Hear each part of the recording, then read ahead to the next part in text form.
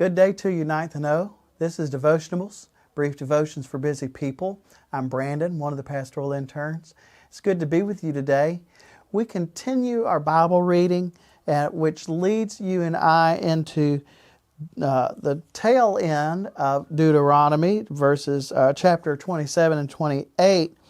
And here, all throughout this book of Deuteronomy, Moses has been talking to a new generation of followers, and he's reminding them of their calling to covenant faithfulness. And throughout chapters 1 through 11, we have this opening of Moses' speech. And he's calling people then to covenant faithfulness.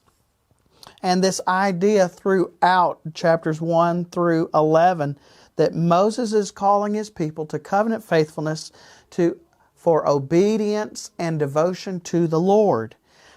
And chapters 12 through 16 talk to us about laws, particularly to worship.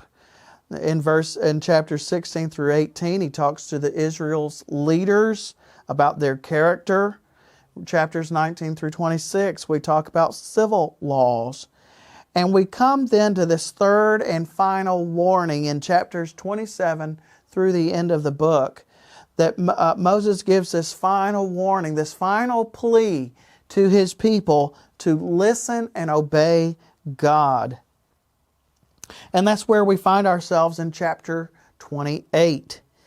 And he compares and contrasts blessings from being obedient to God and the curses of disobedience. You know, when we do disobey, there are always consequences to our disobedience. So he breaks apart blessings and curses. And so, we would find that in 28, 1 through 14, we find that blessings for the people of God in this text come through the nature of flourishing, that farming and water and all of these things would prove to human flourishing.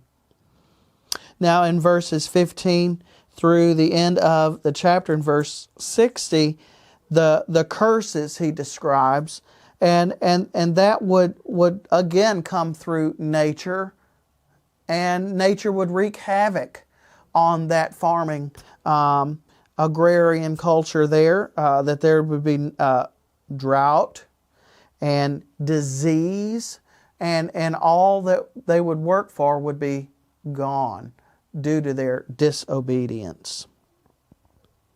And so if these people are called then to obey, they find favor with God. Or if they disobey, then they find severe displeasure. I mean, I get it. If I think about being a little boy, we knew when our parents were not happy with us. Or if we did obey and everything was good, it was all very good. There was favor almost to be found. And when we disobeyed, then that would be obviously a displeasure.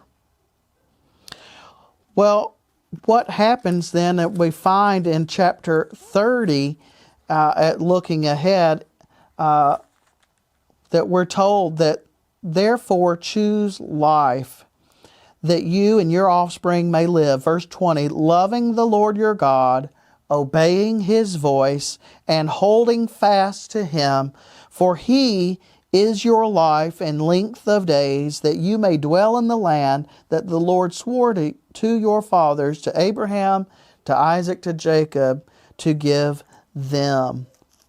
And so this continued plea to listen and obey to the Lord. And how do we do that today? Today, listening and obeying the Lord, we're saying that the Lord doesn't speak audibly to us. God speaks to us through His Word. And so we listen and obey the Lord when we follow His commandments, we follow and listen and obey the Lord, when we adhere to the Word of God that He's given to you and I, when we study this book and we take its promises and it's all that is within, and we hold it in our hearts that we might not sin against God. It's then through that level of obedience that God blesses you and I. Now, does that mean that our lives will be perfect? No. Does that mean that we'll be free from harm and all the bad things? Again, no. God's blessings, God cares more about our character than our comfort. God cares more about our character than our comfort. God cares about who He is making you and I to be on the inside. Because of spending time in His Word, because of listening and obeying God, you and I receive blessings.